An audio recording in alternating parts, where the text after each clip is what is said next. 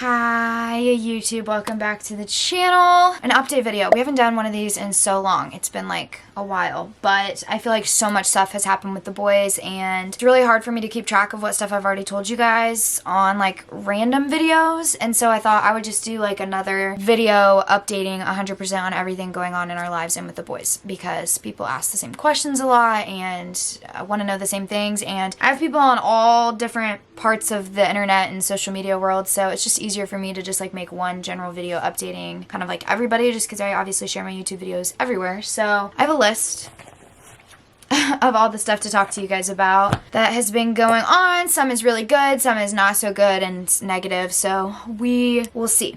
I normally just try to give you guys broad updates here and there through like our day in the life vlogs. I know those are more fun to watch than just like a sitting down update video, but I also felt like if I gave a full update, like as you guys can see by how long this video is, if I gave a full update, that would be a full video. So I might as well just sit down and like update everyone on what's going on. So I'll just get right on into the video. We're just going to talk about everything. We're going to talk about each of the boys, what's going on with them medically, what issues have arisen, what's going on, where we're at. Also just like updates on Braxton and I, what we're doing, what's happening with us, my mental health, his mental health, pumping, all sorts of stuff. So let's get on into the video. So I guess we'll just start with Croy because I always go in CDE order, which makes no sense. It's just my OCD, but honestly not a whole lot to update with on Croy. You guys have seen him in my videos. You've probably seen he's like honestly thriving. He's doing really well. We took them to their 9-month well checks, and I'll talk about Daxton's during his time, but Croy's went great. Only thing that they said is he's still not on the growth chart yet, so we're working on it. It's really hard because he throws up all the time still, and that's really never been like figured out no matter how many times we've switched formulas or tried different medications. It's just like it's a Croy thing, and I thought that he had actually grown out of it because he wasn't throwing up as much this week, and then it seems like now we're back to throwing up again, so I don't really know what's going on with that. But overall, I don't think he's on the growth chart for anything yet, but we're like really close. Like he's like riding the line, so hopefully pretty soon he'll hit the growth chart. He is growing well, he's just not on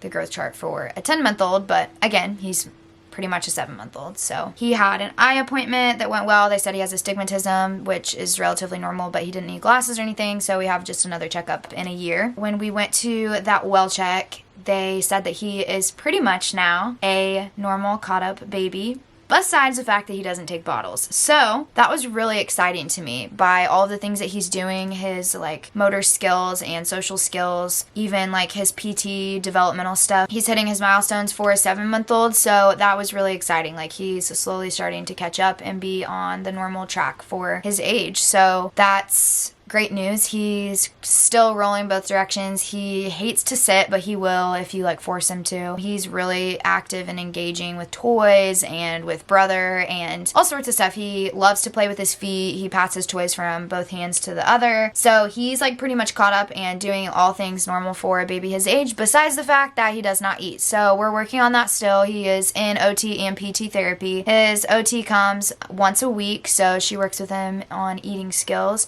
and PT sees him once a month. So PT is, we're getting close to the point where we might not even need PT as much anymore, but OT will definitely stay until he's eating by mouth 100%, which is probably going to still be a little bit. He did start some purees and he's doing really well with those, but it's a process. If you know, have a kid with a feeding tube, you know, it can be like kind of long. He did backtrack a little bit to where we had to go back to just doing some water, but I'm hopeful that with some time, you know, he will get caught up and we can be on the road to eating. So honestly, other than that, like he's doing really well. He's thriving. He's done great since being home. The longer that he's been home, the more and more he does, which of course is just him getting bigger and older and stronger, but I think it's also just like they thrive at home. They really do, and they just excel a lot faster than they would in the hospital, which is why it's so important to get them home. So the only other thing with him is we had to switch his formula because it was a part of the recall that I'm sure affected a lot of people, so that was a pain, but luckily we just were able to take it and exchange it for new formula. That's about it with him. Daxton is a whole complex mess right now. So I think in the last video I told you guys that we're still trying to get approved for nursing. I also told you that we're not allowed to have more than one nurse in the house at a time. I know a lot of you guys were like, no, that's not right. No, it is. Our insurance will not approve it. We've already gone through it. They actually just told us today that Daxon is denied nursing because he doesn't warrant enough issues basically to need nursing, which makes no sense to me because he's literally on a feeding tube 24/7 that pops in and out of his belly all the time. He's on oxygen, has, you know, a lot of issues, which I'm gonna try and go some into depth with you guys about, but we're fighting it now. So our primary care physician is going back and forth battling insurance now basically. And what's crazy is, like I told you guys, we can only have one nurse in the house for one baby. Like, we can't have multiple babies having multiple nurses no matter what. They're trying to see if we can maybe work around it in a way that Ezra is approved for X amount of hours, Daxon's approved for X amount of hours, so we'd still almost have a nurse here 24/7, but it wouldn't be for one baby. Like, it would only be for one baby at a time, but at least we would still have that extra person here helping all the time, if that makes sense. So like, say Ezra's approved for 60 hours a week and then Daxon's approved for 20 hours a week, then we get 80 hours a week, but we're not getting 80 hours a week for one baby, so it's like we're kind of cheating the system. Who knows? Apparently our insurance doesn't want to help us out and let us have nursing, so the nursing company actually told me they were really shocked, I guess surprised, that they would deny us considering his issues, but I guess we're just gonna be in a battle and we'll just have to see like what happens with it because there's really nothing else we can do. So we're now going on 2 months of trying to get nursing for Daxon and trying to get extra help, and we can't, which it is what it is. I mean, I'm able to be here with the boys, but it is a lot of work and it's hard. So I guess I'll start with a couple good things about Daxon. He is on the growth chart now for his weight. He's a chunky boy. He's 1 pound over Croy, which is crazy because Croy started off, well, I mean, Daxon was born the biggest, but Croy has been like kind of ahead of all of them for a while, and now he's, I think, weighs the least amount. So he's the lightest. That's what I'm saying. He kind of struggles gaining weight a little bit, but Daxon's growth has been phenomenal. They're actually really happy with the progress that he's made with PT. He can sit up on his own. He rolls from side to side. He rolled one time for me from belly to back, which was super exciting just because, again, like, he is behind Croy, and that's, you know, a given. It's said that he's going to be behind Croy, and Ezra is going to be behind Daxon, but even normal full-term babies all develop at their own time. I mean, you have babies who don't crawl until this amount of time, or don't walk until this amount of time, or talk, and babies just do things at their own pace. And so I'm really trying to be okay with that idea and not be so stressed out on like a timeline for them, especially watching how fast Croy is like really just developed and gained strength. So even seeing Daxon where he's at right now, I'm just blown away by like the resilience of him and how much he's gained since being home. I mean, he's only been home like what, a month and a half, almost 2 months, and he's doing so much more than he was doing in the hospital. So OT isn't really going well for multiple reasons, but I will say we are able to like get in Daxon's mouth with objects, and he actually loves to bring objects into his mouth, but he just gags a lot. He has a really bad aversion, or I guess just gag reflex in general. He's not necessarily fond of like things being close to his nose or mouth. When his cannula falls out of his nose and we try to put it back in, he screams bloody murder. Like, he screams as well as he can, I guess, but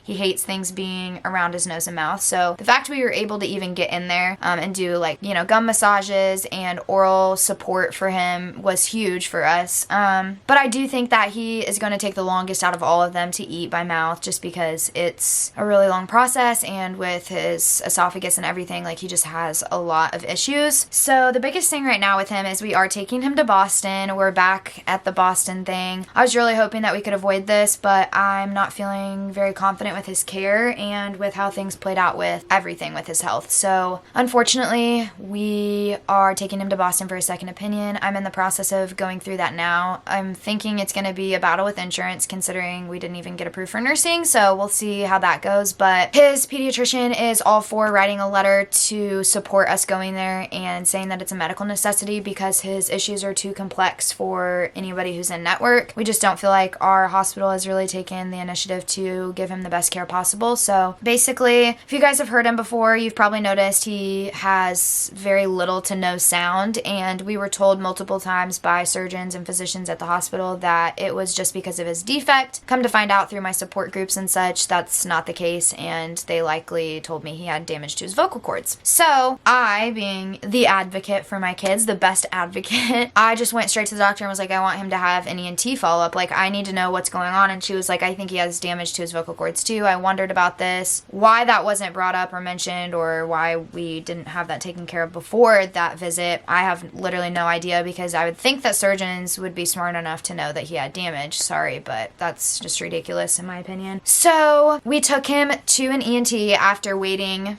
over a month for this appointment, and they basically tried to scope him down his nose, but they said like it's going to be probably difficult to see anything because he's awake, he has secretions, he's going to be mad. And it was, but what we are thinking from that scope is that his right vocal cord is not moving, not functioning, so paralyzed, and his left is showing little function. So that opens up a whole new can of worms with him. First off, we don't know if it's safe for him to even take stuff by mouth because he could aspirate. The vocal cords are one of the, I guess, blockades of food or drinks going into the wrong places. And so we don't even know if it's safe for him to eat, but yet they gave us full, clear move forward for him to eat in the hospital. So again, somebody was just obviously not paying attention, because if he has damage to his vocal cords, it could be unsafe for him to eat. And they just were like, yep, go ahead, he's good to eat, everything's fine. Hopefully in a couple months he can get his feeding tube out and, you know, be eating fully by mouth. And I was like, yeah, I don't think so. So that's a big thing with him right now, is his vocal cords are damaged. So they opted for us to do one of two things. We could bring him back in 6 to 8 weeks and do another scope through his nose. We could see if we think he's getting louder since then, because we do feel like from right now, since he's been home, that he has gotten louder. So I'm hoping that that's promising news. But we could kind of go from there and then decide if we want to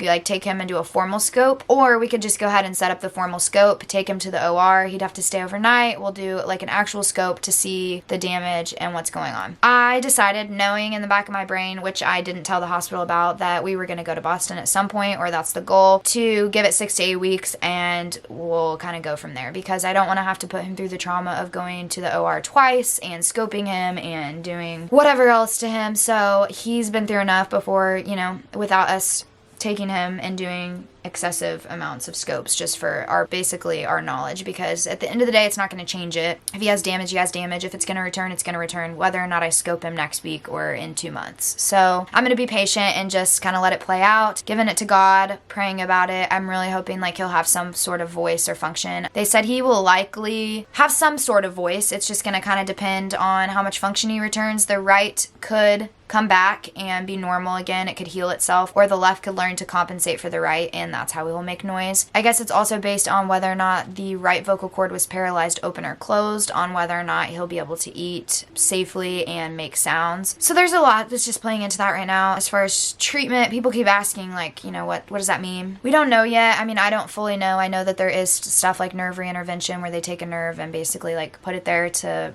try and heal it. It's also sometimes something that, like I said, can just fix on its own. It could take like up to a year or even maybe longer for it to heal. So it's kind of a waiting game right now, but we're just gonna have to play it by ear. I know Boston's gonna check him for all that because I've already had the conversation with them. And yeah, so that's the issue with the vocal cords. Next, I don't know what's going on with his esophagus. I'm not 100% confident in the surgery repair that was done on him. He is constantly coughing up stuff and gunk, and his reflux, I feel like, is just really bad. He has spells where he can't breathe, and all of this stuff could just, who knows. Like, they also noted at our local hospital that he has some tracheomalacia or floppy airway, which can mean that his airway is collapsing when he breathes. I also was the one who advocated for them to look at that, because I guess that they were just gonna push that under the rug too. They were like, well, if he can't come off oxygen, then we might look into that. No, like, I want to know now so that we can, help him and support him in any way possible. I don't want him to be uncomfortable trying to breathe. So basically, we're just still in the process of trying to figure that out too. And Boston will look at all of those stuff. They'll look at his airway, they'll look at his esophagus. It may end up being something where they have to redo his esophagus repair, which I honestly, at this point, I wouldn't be mad about. We didn't know that he would have to be on continuous feeds 24 hours a day with the way that they repaired it, or we would have just went to Boston to begin with. We, I guess, just really trusted that our surgeons and the,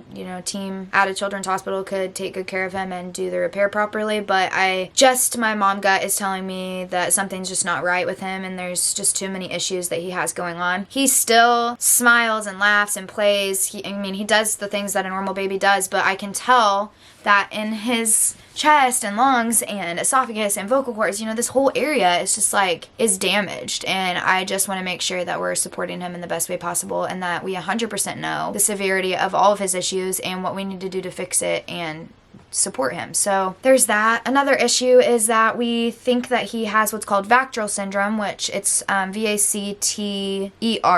So you can look it up. A lot of times babies with esophageal atresias or transesophageal fistulas have more than one issue on a list, and Daxon definitely does. He has 3 different issues that have already been diagnosed from the categories of VACTERL syndrome. Another one of the things that he has is a tethered spinal cord. Sounds really scary. It's really not that big of a deal, but basically at some point they're going to have to go in and release his tethered cord, so he'll have basically a spinal surgery procedure. They actually told us that his MRI was clear, and then when he was discharged, I saw in his paperwork that it said he had a tethered spinal cord. So I had to sort out basically more care and follow-ups for him for that as well. So that was extremely frustrating. I knew that he needed to see a neurologist, and they sent us to an orthopedic, and I already knew that he didn't need to see ortho, he needed to see neuro for his spine. And so I was like, this is a waste. I tried to fight it so that we could just go straight to neurology, and they were like, no, he needs to see an orthopedic surgeon. We go to the orthopedic clinic, drive all the way down there an hour, and they said that we needed to go to neurology. So again, something that I already knew. So then we see neurology at some point, and they are going to also do a ultrasound of his kidneys and urine output, basically to check to make sure he doesn't have any other issues with that, because it can cause issues in that department. It's something that is fixed after the procedure, but it's still something that they want to look at beforehand to see if it's causing him any other issues. So that's like the biggest things with him right now. Like I said, he really is, it sounds like a lot going on, which it is.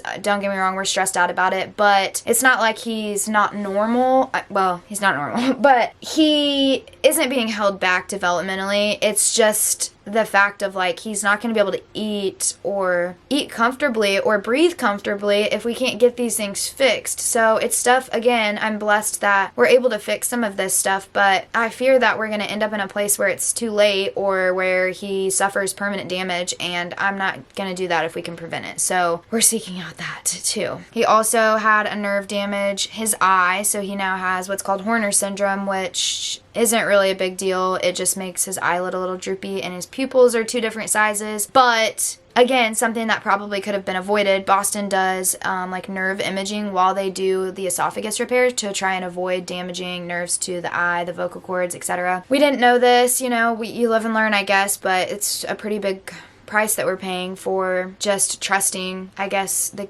hospital to care for our child. The level of complexity with his case should have been handled at a specialist center. I mean, that's just what it is. It was an 8 vertebrae gap in his esophagus, and had we gone there and done a different approach, he wouldn't be on continuous feeds, and I truly feel he wouldn't be having any of the issues that he's having. So we'll see. I'm really just praying, and if you guys could please just send all the best vibes or prayers for us that he can get into Boston without issues and that we can get it approved through insurance. I would really appreciate it so much, because that's like the biggest stressor right now for me. I just want him to be able to go there and, us to do what it takes to get him healthy. Obviously, if we go to Boston, which I'm gonna make it happen, like we'll figure it out, I don't know. He will be there with me, and Braxton will be here with Croy and my mom and my Nana, my stepdad, so they'll just probably have to like take turns taking care of him. I'll vlog the whole thing for you guys, of course, I always do, so it's gonna be a really stressful time. I also have a feeling that with how slow insurance is and referrals and appointments, that it could be around the time Ezra comes home whenever we're actually getting to Boston, so that's gonna be a whole nother conversation for a different date. But basically Boston said that we'll go there, we'll have tests done Monday through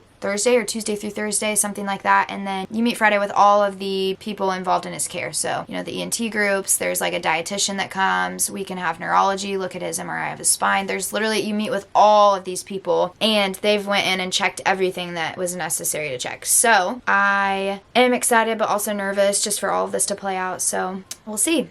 That's Daxon. Daxon definitely stresses me out more than Ezra right now, which says a lot considering Ezra has a trach. Like, who knew that we'd be in this position with Daxon, but just what it is. So with Ezra's doing really well. He did have an event that kind of set him back. He was like excelling fast that it was making me so nervous that he was going to come home before we were prepared. So it was wild. He was about to start trials on the home ventilator, which came way faster than I expected. So that's why I'm saying like, whoa, it was a lot. But he had an event where basically he was throwing up, and so his nurse was trying to help him during that episode of him puking, and there was water in his ventilator tubing that went down into his lungs, and he aspirated. They had to bag him, and it was a whole event. So after that, he was kind of struggling a little bit. They had to go clear up on support basically to what he was at after he got his trach, which was really upsetting to us just because he had been making such good progress. But then a couple days ago, he tested positive for rhinovirus. So I have no idea how he got rhinovirus, but I am hoping that maybe him taking so many steps back was because of rhino, and that at least gives us a reason as to why he was struggling so bad. He's actually doing really good right now, and they're weaning off a bunch of stuff. They were able to take one of his pain med drips away, which was really exciting. They have one more to get off. And if they can get this one off, then he gets his PICC line removed, so his IV gets taken out, and he also can stop getting daily shots. He gets daily shots right now of Lobanox to try and prevent him from getting blood clots. Overall, they actually took an x-ray of his lungs, and he was overinflated, which is a good thing, so they had to wean him. He is still making progress weaning down on his ventilator, so that's exciting, and I just have faith that he's going to keep moving mountains because he is crazy. We've done trach changes and trach cares. It's really not that bad. I was so scared at first. We've suctioned him. I honestly think, yeah, it is a lot of work, but he only has one more piece of equipment than Daxon. So I think it's been kind of a blessing in disguise to have Daxon kind of come home the way that he did, even though now I'm ready for him to get rid of all this flipping equipment. I think it prepared us a little bit more for Ezra and also made us not as anxious and nervous. Yeah, it is a lot of work, but it's one more kid. We're maintaining. Honestly, my schedule now with Croy and Daxon home is the same exact as it was with Croy home. Yeah, I'm doing it with 2 babies, but it's really not that different. And so I think people freak out oh my gosh, triplets. And it's well, if you're doing it with 1 baby, you're doing it with 3 babies, you're doing it regardless. That seems crazy, but they're on such a strict schedule. They sleep 12 hours a night. They take 3 scheduled naps a day from this time to this time. They fluctuate a tiny bit, within 30 minutes maybe. And they eat on specific schedules because of their feeding tubes. Everything is super set and scheduled, so they're doing the same things at the same time, meaning if I had 1 or if I have 3, it really doesn't matter. The feeding tubes are honestly, hear me out, a little bit of a blessing in disguise because I don't have to feed them. I just hook them up and they're eating. Of course, I want them to eat by mouth, but everything happens for a reason. God had a plan as to why he did things the way he did, and maybe he knew my sanity was going to be better if I could just feed all the kids at one time without having to stop and take time out of my daily tasks. So anyways, Ezra's doing well. I'm really praying and hoping he can come home early summer. I really don't know. I mean, you guys keep asking me, and it's not making me mad or hurting my feelings, but I don't have an answer for you. I literally have no idea. There's such a big set of things that have to happen in order for him to come home, but they could happen super fast or they could happen super slow. And I think nursing is also going to be a holdup with him when the time comes. We'll see. We do have some people that I know that are close to us or our family or that are friends of friends that want to be on his nursing staff. So that made me feel positive that we do have some people lined up. And then Daxon's nurse, who's been sitting here waiting to start with us, she's been doing a different assignment, said she would love to move to Ezra. So we have some people lined up, and I'm hoping that means that process will go a little bit faster, but we'll see. I don't know what the future holds. Just pray that we can get him home in due time and we can get all this stuff renovated and ready for him and prepared. A lot of you guys have asked if I'm still pumping. We're on a whole new mental health / pumping journey. So if you guys have watched my channel from the beginning, you know my goal has been to make it a year, feeding them breast milk for a year. I wanted to pump for a year. They do get formula because they couldn't make enough breast milk forever, to pump for 3 babies forever. But I did do it for 5 or 6 months, and then I started supplementing. And the only reason that I even started supplementing, I could have went longer, but I wanted them to get breast milk for a year. So I have been on that goal, and I've been motivated to do so, but my mental health was steadily declining, mostly due to Daxon's health issues, to be honest, and everything that's been going on with him. I just hate seeing him struggle and us not being able to help him. We just don't know. There's so many unknowns with him, and I hate that. It just stresses me out. I had to keep reminding myself that it's not his fault because he can be kind of high maintenance sometimes, and I think that if he wasn't on oxygen, I wouldn't get so stressed out. But when he throws a fit and he's hooked up to his pulse ox, I know that he's dropping his oxygen sats, whereas Croy, I guarantee you Croy drops his oxygen sats too when he's mad because they all do the same crap, But Croy isn't hooked up to a pulse ox, so I'm not sitting there watching his sats So with Daxon, I'm Daxon, just breathe. It's the most stressful situation whenever he gets worked up, and to be honest, I don't have as much patience with him as I did Croy, and I think it is probably just his medical complexities and like everything going on, and plus, you know, him being the second baby to come home. I'm getting back to that place now, but that's because I realized I needed some additional help. So I did go back on my medications that I have not been on since I was like a month pregnant. When I found out I was pregnant, I had to stop taking my medicine. So I'm currently back on my mood stabilizer medication, and it has been helping me a lot. So basically what I decided to do was go into my freezer stash, see how much I had left, which I need to do literally like in the next couple days, and divide it between the 3 boys and stretch it out so that they get breast milk every day until they're a year old, so that I'm still meeting my goal. I'm also still pumping every single day, twice a day. So I'm going to pump until they're 1 year old, and then I will quit the day after. I'm telling you guys, I'm going to be weaning up until that point, and then I'm done after their first birthday. But I'm going to pump 2 times a day still, and basically I'm just keeping that milk, one, so that I can get some breast milk jewelry, which would be fun. I could do that in like 1 pump session, I guess. But also I'm going to just keep it for milk baths and for their skin if they have like rashes or, you know, any sort of stuff for the future. So good thing about breast milk is it can stay frozen forever, and if you're not consuming it, you know, it doesn't really matter. So I can put it on, you know, give them milk baths or do whatever with it. So I have big X's on my milk that is not drinkable for the boys, so that nobody thaws it out and uses it to drink. They can't drink the milk that I'm pumping right now because of the medicine I'm on. But like I said, I'm still reaching my goal because I'm pumping until they're a year and I'm giving them breast milk until they're a year. So we just had to tweak the plan a little bit, but it's okay. We're surviving, and we're just doing life as we can. We're still working on getting a new car. I finally got insurance stuff figured out for my car. If you guys have been watching my videos, you know that was a whole mess. It's getting fixed soon, so we're just kind of waiting to be able to save enough money to put down a good down payment. We're just wanting to put down so much that we can keep our payment within a certain amount. So we are buying a brand new SUV, really for multiple different reasons, but we are buying a brand new one, so we want to put down like a good chunk of money so that we can keep our car payment as close to what it is now as possible. So we're just kind of saving up. I'm also taking 2 trips in the month of April. I'm super nervous. I'm leaving the boys for longer than I've ever left them. The longest I've been away from Daxon was 24 hours, and the longest I've been away from Croy was like, I think a little bit over 24 hours, maybe 48-ish, not even. So, I'm so nervous. I'm going to Nashville with my best friend Kinsey for 4 days, and I'm going to Orlando, Florida to see my sister compete at the All-Star Cheerleading Worlds, which I've gone to many a times, but I'm going. I love it, and it's probably my like big vacation for the year, so I'll be there for probably like 5 or 6 days. And the worst part about this is I'm going, and then I'll be back for like 3-4 days maybe, and then I go to Nashville. So poor Braxton's like, you're really leaving me with these kids for that long. But I am going to be forking out some money for that. It's worth it to me. I love spending money on stuff that's like memories. I'd also like to add in that we had $2,000 stolen from us.